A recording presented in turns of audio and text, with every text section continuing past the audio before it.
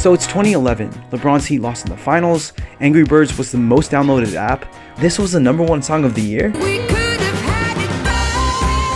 and it looked like this for Halloween. Bruh. But 2011 is a year where I feel like not many people mention its dominant slate of films released in theaters. From an epic ending of a beloved childhood series to the origin stories of today's most notable icons, and even cinema legends crafting heartwarming tales of the past. 2011 was filled with a variety of stories that left a mark on how cinema is looked at today. Now let's first highlight one of the most iconic films to come out this year, the cult classic, Drive.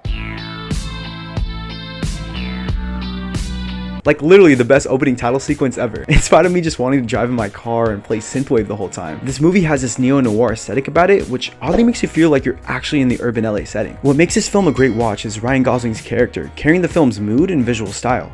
The vibrant colors mixed with tense, riveting action scenes. The story is a simple one when looking at the macro view, but the film embodies that visual storytelling, forming it into a modern day classic. We then move to Terrence Malick's The Tree of Life. I'm not exaggerating in saying that purely off the visuals alone, this is one of the most beautiful films I have ever watched. If you have ever seen Stanley Kubrick's 2001: A Space Odyssey, this gives you that same exact feeling. This film is hard to explain without giving too much away, but it honestly takes more than just yourself to realize the intended message of the film and the ideas of grace and nature sprinkled throughout its screenplay. Malick deservingly earned himself a Best Director Oscar nomination for this piece. And though this film is not for everyone, I do believe you have to experience it at least once. Let's now move to one of my top 5 films of all time, Warrior. A film that makes me tear up every time I watch it, as it always makes me reflect on my relationships with my brother and father. At face value, it looks like a generic sports film, but it's actually a fantastically acted family drama. We see two sons struggling with life in their own ways, with the father trying to reconnect a once whole family. It shows the audience real life difficulties and how often support is needed for those that have been away for a long time. And shout out to that father-son performance. Nick Nolte and Tom Hardy were just on another level with this. Today. This scene gets me every time. This year also gave us one of the most intense white-collar thrillers out there, in Margin Call, where we dive into the world of an investment bank after they figure out they're hyper-exposed to overvalued securities. We see the execs get called in overnight, and then it's just non-stop tension from there. Such a great film that shows us a variety of perspectives in the decision-making of an inevitable market collapse. You will never sell anything to any of those people ever again. I understand. Do you? Do you? This is it! I'm telling you, this is it! Just superb acting and writing all around. Now, these films I mentioned had the most quality and left a lasting impression on me. But this year also gave us peak popcorn entertainment from established movie franchises. Part 2 of Harry Potter Deathly Hallows came out and was a great send-off with the long-awaited Battle of Hogwarts and a heartwarming goodbye to our trio we all grew up with. Captain America: The First Avenger also came out and was my most watched film from Phase 1. Those vintage action pieces mixed with the selfless and heroic scenes from Steve Rogers were so iconic. And this film built the foundation of what grew to be the MCU's best character. You just don't know when to give up, do you? I can do this all day. You also got some of my favorite movie ensembles with Fast 5 and Mission Impossible: Ghost Protocol, which set the precedent on how huge blockbuster films were to be done. You know, with bringing everyone together from their respective movie franchises. I love these two so much as they blended everything well, from the action, comedy, pure entertainment, and also those international set locations. This is Brazil!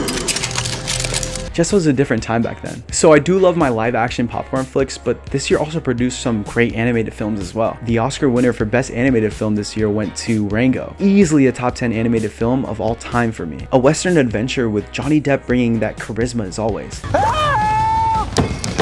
With great dramatic and comedic tones that I wouldn't expect from an animated movie. Peter Jackson and Steven Spielberg came together to make Adventures of Tintin, a visually impressive feat with the great mocap technology on full display. It's not a perfect film, but it's filled with all the adventure you would want in a movie. Steven Spielberg is such a cinema legend that he released another film this year, War Horse, a lighthearted period piece that really brings you into the setting of World War I. I loved how it showcased the different perspectives from the war, from civilian life to actual combat, creating a well-rounded story. And all the technical feats in this film are so impressive in the production design and especially that John Williams Spielberg combo. So not only did Spielberg make a period piece this year, but the great Martin Scorsese did as well with Hugo, another lighthearted film that captures Scorsese's own love for cinema, blending his childhood passions with the tribute to the art form's origins and the importance of preserving its history. Not my favorite from Scorsese, but I appreciate and respect his homage to cinema with this one. And I want to quickly shout out one of my guilty pleasures from this year, Real Steel. This movie was always showing on the FX channel on TV, but I couldn't tell you how many times I watched it. But it's just a fun, feel-good movie that's an entertaining sci-fi sports film. I know when rewatching it, it's a simple plot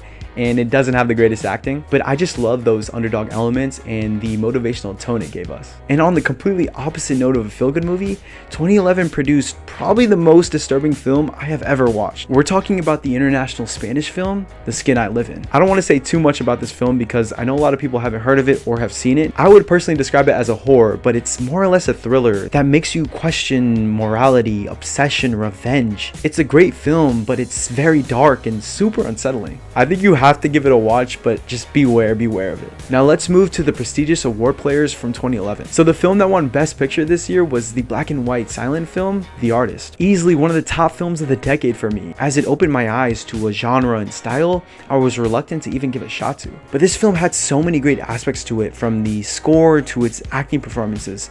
Everything about this movie was at its absolute best. The major contender to this film was Alexander Payne's The Descendants. I did think this film was just okay, but I appreciated the imagery of Hawaii and some of the realism and dark humor we are accustomed to seeing from Payne films. And I can't go without mentioning one of David Fincher's work, The Girl with the Dragon Tattoo. Another gripping thriller that was carried by the Oscar-nominated performance from Rooney Mara. A truly gut-wrenching performance that left us all involved in her character's every move. We also got some great screenplays and performances from the political thriller Ides of March and the Brad Pitt-led Moneyball. Now, I don't want to ramble off and mention every single good film from this year, but just know there are a ton of them out there. 2011 feels so close yet far away at the same time. But I'm just grateful that we have a medium that offers us a way to revisit and relive these unique stories from that special time in history. When you don't realize you're in the moment until it's a memory.